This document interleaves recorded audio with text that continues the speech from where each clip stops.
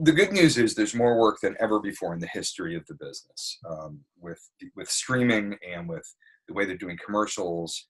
There really is more entertainment. There's more quantity than ever before. And I don't think there's bad quality either. I mean, God bless Netflix for me. The Marvel universe is, but not just Marvel. I mean, I did House of Cards. I did Maniac.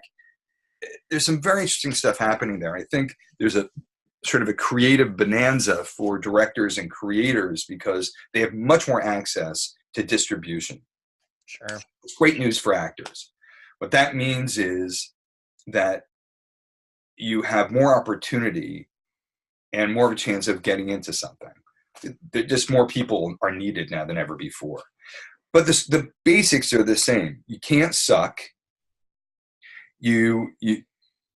Some people suck and are successful, but you can't expect, yeah, I suck, but I'll still be successful, right? So your expectation should be you can't suck. You got to do your work. You really do have to have some representation. It's very, very hard to do it on your own. Headshots, you have to have headshots, but that's not the most vital thing. You have to have a reel now, which when I was coming up, you never had to have, right? It didn't even exist. Now it's a vital calling card. Getting a reel, if you don't have any real experience, got it. Is challenging, right? Like there are these people who are saying, come to me, we're going to write some scenes for you, and we're going to put you down on film, and you can use that for your reel. Mm. They're going to know. They're going to know that's not something, right? They're going to know that's not something. At the same time, if you have nothing else, that it still might be a thing to do. I have a challenge around that. I also have a challenge. There are casting directors and agents who do these classes in the city, and here in New York, I'm sure they do in California. It's a bit of a pay for play. I used to have a real challenge with that because I felt it was a conflict of interest. Casting directors, their job is to see actors. It didn't cost the actors anything. That said, there's some actors who don't have access, right? If you don't have an agent, if you're not getting into the room, and the only way you can see this person is to pay $25 for their time, you know what?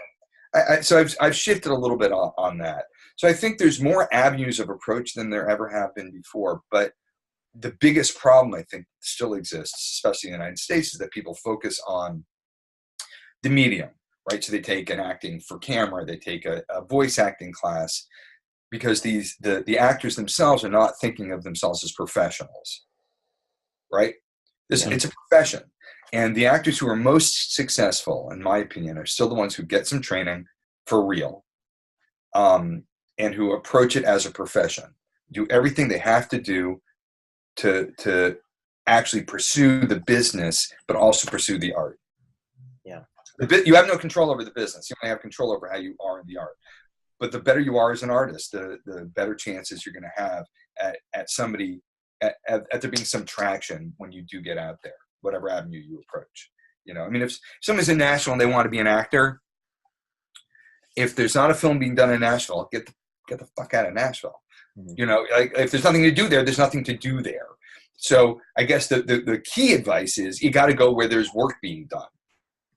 You cannot live in North Dakota and send out tapes and think that you're going to get a job in Hollywood.